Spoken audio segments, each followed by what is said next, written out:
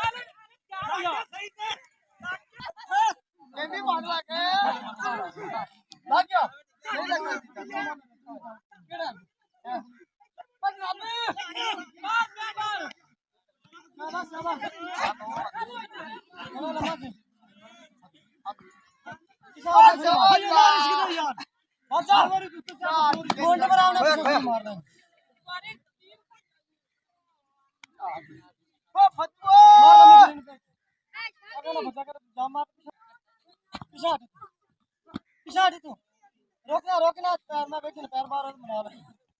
पिछा हटे तो बाज बाज बाज बाज बाज इसलिए हाथ लंबा करता रुका करे फाट पिछा अरे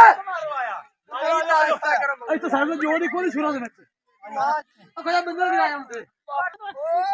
चल खेल यार जल्दी में हेलो मगर ने मारी तो सोरती मारनी जल्दी सोरती था ए नहीं मैंने अच्छी तो ऊपर आ जा भांग यार का भाई ओके पर बच्चा है ना जल्दी चल भाई क्या वाले दी सही लग रहा कोई बंदा आया खेल के तो ना बाहर बाहर राख के अंदर होते जा पर बेच खोले देख ना देख काला इसका हाल है हुआ खुद बड़े मालिक का आई तो छत्ते मारे खुद मारा पहले तू आ जा नु जाते कर कावे तू आ जा जाते कर कावे तू तो खेड़ में चाहिए तो तेजी ना लग रही हां